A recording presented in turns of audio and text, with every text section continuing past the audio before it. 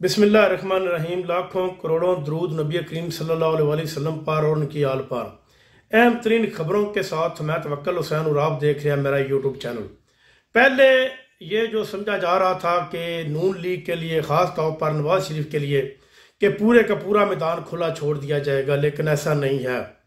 नून league को भी अपने नाक की लकीरें निकालनी पड़ेंगी और अपने किए का खमियाजा भुगतना पड़ेगा। नून लीग वाले, पीपल्स पार्टी वाले ये एतराज़ करते हैं अवाम के ऊपर और अदारों के ऊपर। अवाम के ऊपर इनका ये एतराज़ है कि अवाम हमें वोट नहीं दे रही, और अदारों के ऊपर इनका ये एतराज़ है कि अदारे हमें डायरेक्ट दादली मादली करके हमें वजारत उज़्मा तक नहीं पहुँचा रहे। ये इनका एतराज़ बिल्कुल गलत है। अवाम इनको किस तरह वोट दे? सारे पूरे 24 करोड़ अवाम में पाकिस्तान में सारे ना तो सियासतदान है ना ही ब्यूरोक्रेट है। पाकिस्तान अगर जगह है रहने के लिए या एक मुल्क है तो फिर वो सियासतदानों का है या ब्यूरोक्रेट्स का है।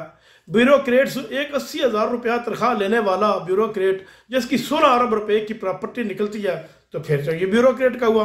सियासतदान अगर जिंदगी में एक दफ़ा, सिर्फ एक दफ़ा 3 साल के लिए MPA या MNA रह जाए तो उसकी 7 नस्लें बैठ कर खा सकती हैं।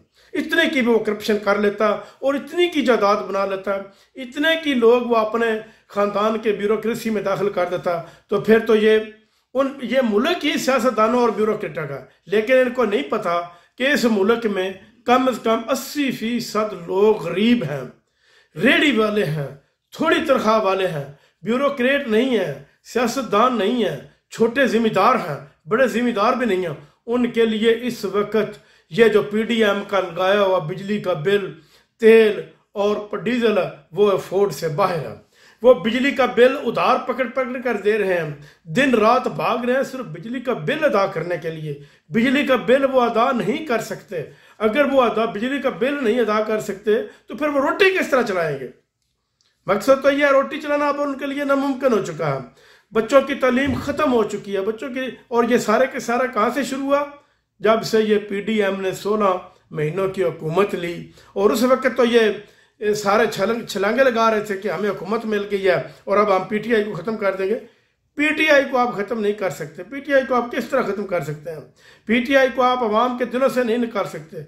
अवाम अगर PTI इलेक्शन नहीं लड़ती तो तकरीबन 80% लोग वोट डालने नहीं जाएंगे, सिर्फ 20% लोग वोट डालेंगे। नून लीग के 4,000 निकलेंगे, पीपल्स पार्टी के 3,000 निकलेंगे, MQM का 2,000 निकलेंगे। यानी कि इस तरह से ये वोट निकलेंगे जो काबिल कबूल नहीं होगा इलेक्शन कमीशन को, और फिर दोबारा इलेक्शन करने पड़ जाएंगे। यानी कि ये पोजीशन इस वक्त पाकिस्तान में इन सियासी जमातों की जा रही है। वर्चुअल जो जलसा हुआ है ऑनलाइन तरीके इंसाफ का, इसमें लाखों नहीं, करोड़ों नहीं, अरब के लगभग लोगों ने ये जलसा देखा है, और अब लाखों करोड़ों से भी अबाव तादाद कर गई है लोगों की जो मुंसलिक हैं PTI के साथ। और अनकरीब ये बल्ले का निशान भी रहेगा। अगर ये इनकी ये आखिरी कोशिश है, इस वक्त ये आखिरी कोशिश कर रहे हैं कि बल्ले का निशान किसी तरह ख़त्म किया जाए और बल्ले के ऊपर पाबंदी लगाई जाए, तो फिर इसके बाद अगर बल्ले का निशान ख़त्म भी किया जाता तो फ़ौरन हाई कोर्ट या सुप्रीम कोर्ट से रब्ता रुजू किया जाएगा और वहाँ से बल्ले का निशान वापस PTI को मिल जाएगा। और इमरान खान जल्द अवाम में होंगे।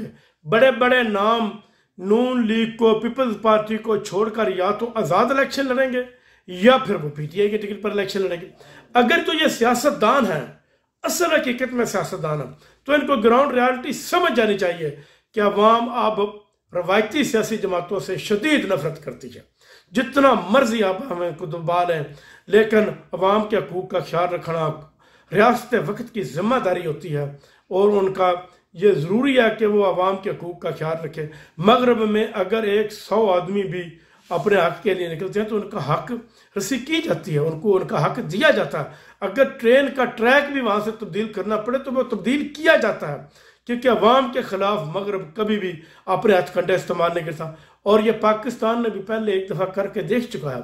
बांग्लादेश में ये हो चुका है। जब बांग्लादेश अलहदा हुआ था तो उस वक्त अवाम के ख़िलाफ़ ये हुकूमत ने किए थे सारा, और मुल्क 2 टुकड़े हो गया था। अब अवाम के अगर जज्बात का, अवाम के हकूक़ का ख्याल नहीं रखा जाता तो फिर ये लाजमी किसी बड़े नुकसान की तरफ जाना पड़ जाएगा। हो सकता है कि हम उसी नुकसान की तरफ जा रहे हैं, और गैर मुल्की जो पाकिस्तान के दुश्मन हैं वो यही चाहते हैं कि पाकिस्तान में पहले सियासी अफरा तफरी फैलाई जाए और उसके बाद मुआशी लिहाज से तो पहले ही पाकिस्तान इंतहाई कमज़ोर है, यह हमारा मुकाबला नहीं कर सकता।